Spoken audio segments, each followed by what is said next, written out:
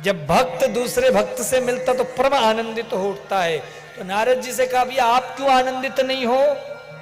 तो नारद जी ने जवाब दिया, अहम तु पृथ्वीम यातो ज्ञात्वा सर्वोत्तमामिति पुष्करम च प्रयागम च काशी गोदावरी तथा। महाराज मैं सर्वत्र गया पर मुझे कहीं शांति नहीं मिली। अनेक अनेक क्षेत्रों से होते हुए मैं श्रीधाम वृंदावन पहुंचा और वृंदावन में क्या देखा? एक स्त्री रुदन कर रही है। वो हमको देखकर कहने लगी, अरे महात्मा रुको, बाधो साधो छड़म तिष्ठम मचिंतामपि नाशया दर्शनम तव लोकस्य सर्वथा गहरम परम। अरे नारद जी रुकिए, अरे भैया कौन हो तुम, हमें कैसे जानती हो, कहां से तुम, कौन हो? तो वो जवाब देने लगी, अहम भक्तिर्तिख्याता इमौ मैं तनयो मतौ। मैं भक्ति हूं, अहम भक्ति इति ख्याता, संसार में मेरी ख्याति है। इमौ में तनयौ गतौ, लेकिन मैं इस समय अपने ज्ञान वैराग्य ना मानो। ये जो मेरे पुत्र हैं इन दोनों ज्ञान वैराग्य काल योगी न जर्जरौ, काल के प्रकोप से बुढ़ापे को प्राप्त हो गए हैं, इनके दुख से दुखी हो। अच्छा तुम्हारा परिचय क्या, तुम आई कहां से हो? तो भक्ति अपना परिचय दे रही है, मैं भक्ति, ये मेरे पुत्र ज्ञान वैराग्य। पर आई कहां से? तो कहने लगी, उत्पन्ना द्रविड़ेशाहं वृद्धिं कर्नाटके गता क्वचित क्वचिन महाराष्ट्रे गुर्जरे जीर्णतां गता। कहां जन्म? उत्पन्ना द्रविड़े, दक्षिण में जन्म ली, कर्नाटक में वृद्धि हुई, फली फूली, फिर महाराष्ट्र पहुंच गई और फिर गुजरात जाकर के बूढ़ी हो गई। अब कुछ लोग कह रहे होंगे महाराज ये बात हमारे समझ में नहीं आ रही, ये बात जरा गूढ़ बात है। अब इसका अर्थ आप अपने राज्य से मत ले लेना कि महाराज गुजराती समझें कि महाराज जी हमारे नगर के, हमारे राज्य की बुराई करो छे, है ना?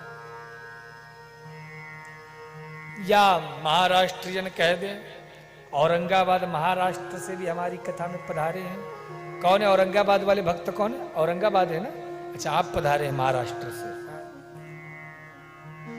तो क्या इसकी महिमा, इसकी बात क्या कहना चाहते हैं व्यास जी? तो कहने लगे, उत्पन्ना द्रविणे।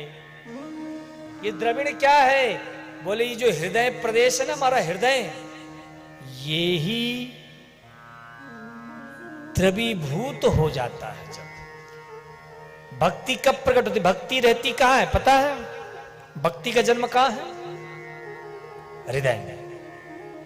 और भक्ति ऐसे नहीं आएगी, जब आप कथा सुनोगे ना, कथा सुनते सुनते आपका जब हृदय विह्वल हो जाएगा, द्रवीभूत हो जाएगा और विरह की अग्नि जब नेत्रों से प्रकट हो जाएगी, तब आपका हृदय क्षेत्र विदीर्ण हो जाएगा और फिर भक्ति माता प्रकट हो जाएगी। तो हृदय का द्रवीभूत हो जाना ही द्रविण देश है। अब इसके बाद दूसरा नाम है कर्नाटक। ये कर्नाटक क्या है? बोले कर्ण आटक।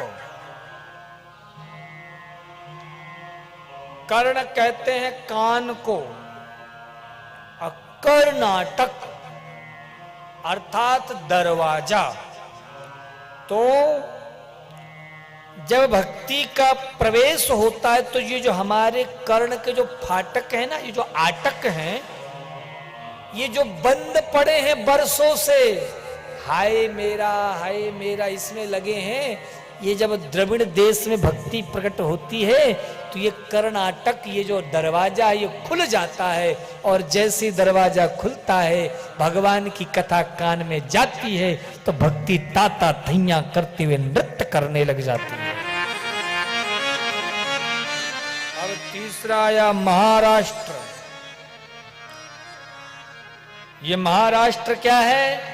बोले ये शरीर ही हमारा महाराष्ट्र है।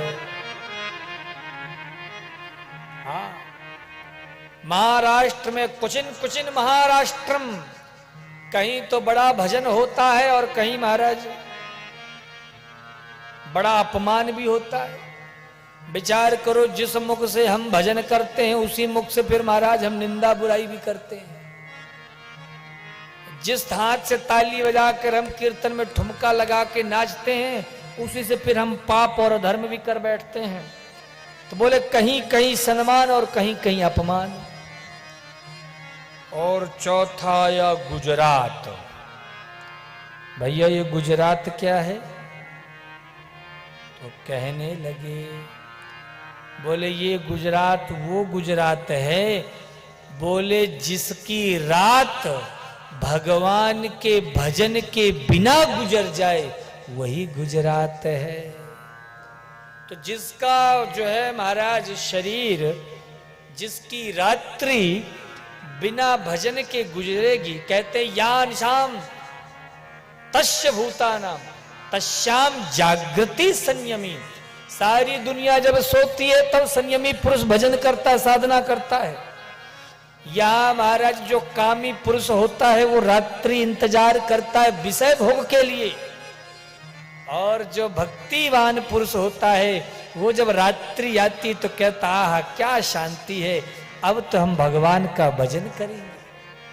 आप हमारे चित्रकूट में जाना महाराज, परिक्रमा में आधी आधी रात्रि को 2-2 बजे महाराज ना जाने कितने मठ मंदिरों में साधु संत मानस की चौपाइयां पढ़ते हुए मिलेंगे महाराज।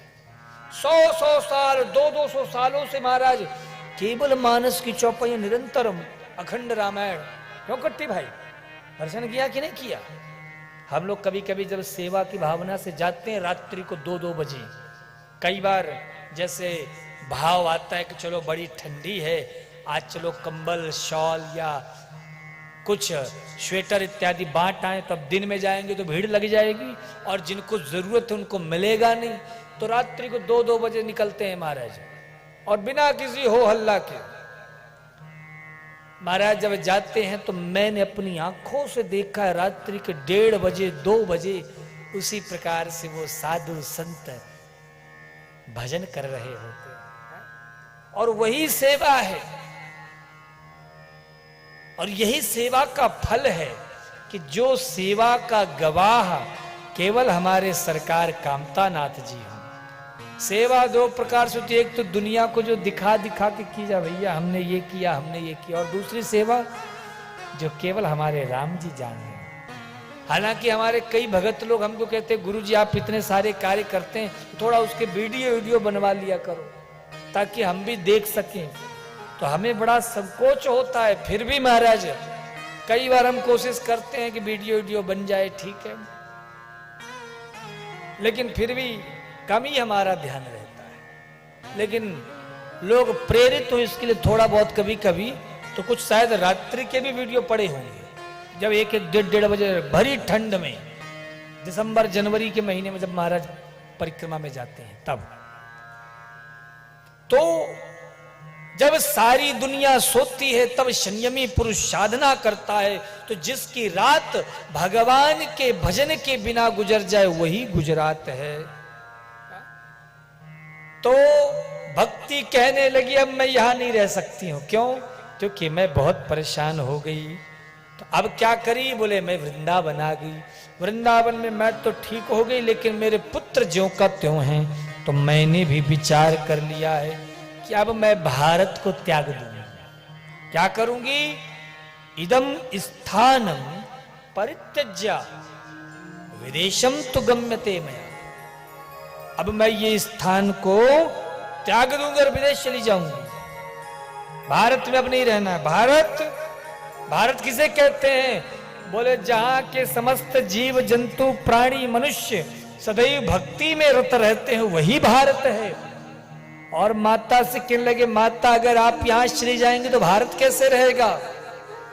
इसलिए नारद जी ने रोका भक्ति को और कहा हम ठीक करेंगे।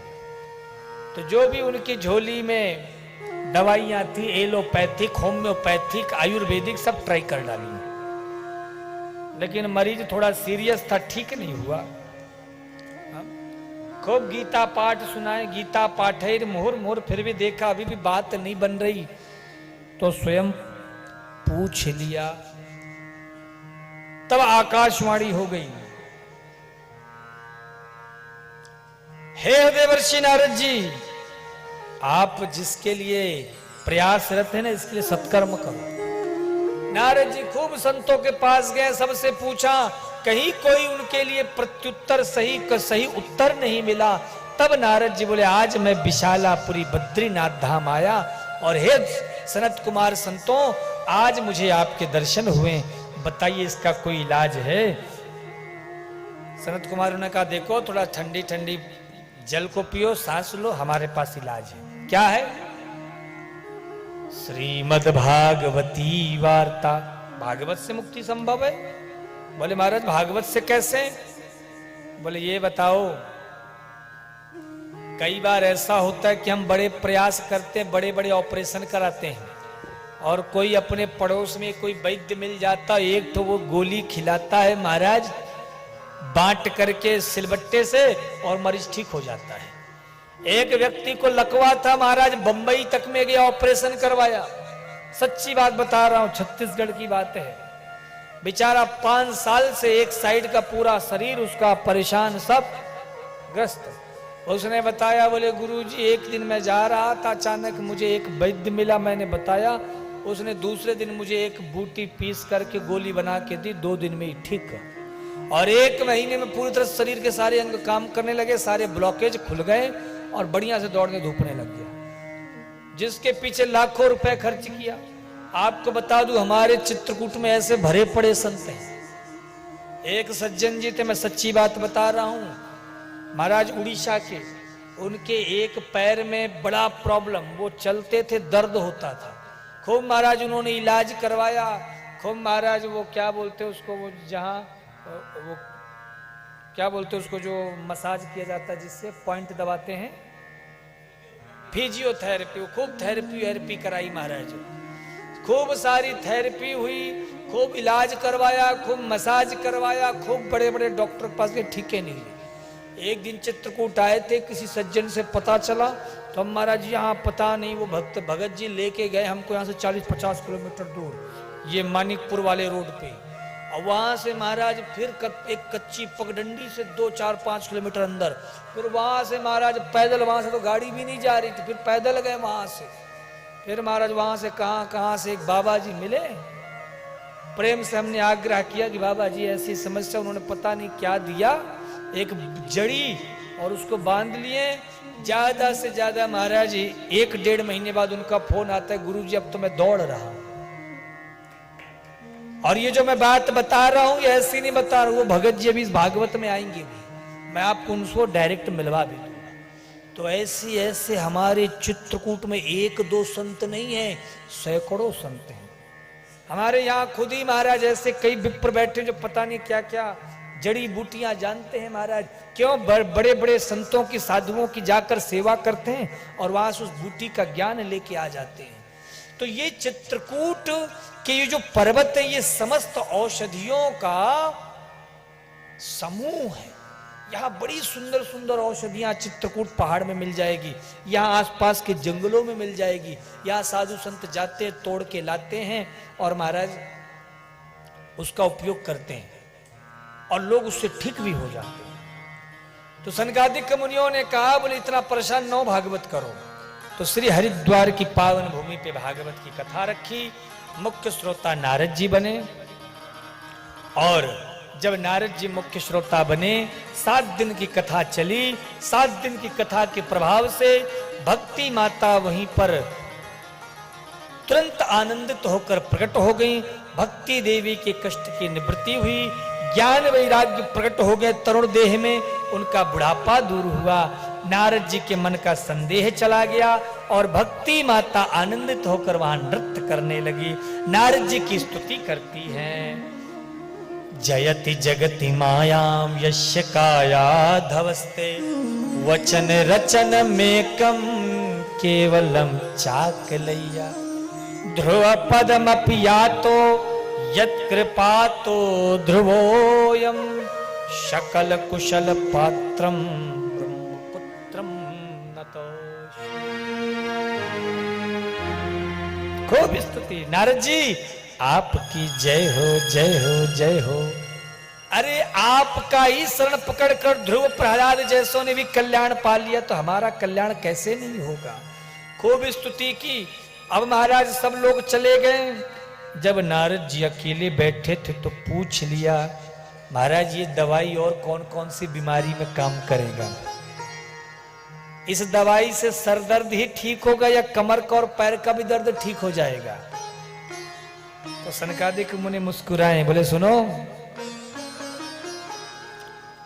ये जो कथा है ना, ये किसका किसका कल्याण करती है? ध्यान से सुनना।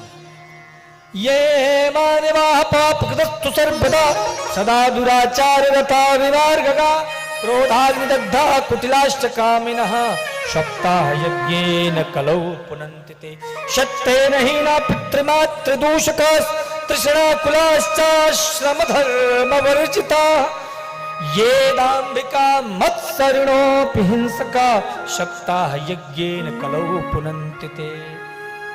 सदा दुराचार रता विमार्ग, जो दुराचारी हो, सदैव विमार्ग में कुमार्ग की ओर चलता हो, क्रोध रूपी अग्नि में जलता हो, क्रोधाग्नि दग्धा कुटिलाश्च, जो कुटिल हो, कपटी हो, कामी हो, वैश्यावृत्ति में पर स्त्री में महाराज रत रहता हो, सत्येन हीना, जो सत्य से विमुख हो, दंभी हो, पापी हो, मातृ पितृ को कष्ट देने वाला हो। अरे साहब, इन सबको छोड़ो, भयंकर प्रेत भूत पिशाच ऐसे भयंकर योनियों में भी जो पड़ा रहता है, ऐसा जीव भी यदि इस भागवत भक्ति ज्ञान वैराग्य की त्रिवेणी में गोता लगाता है तो उसका भी कल्याण हो जाता है।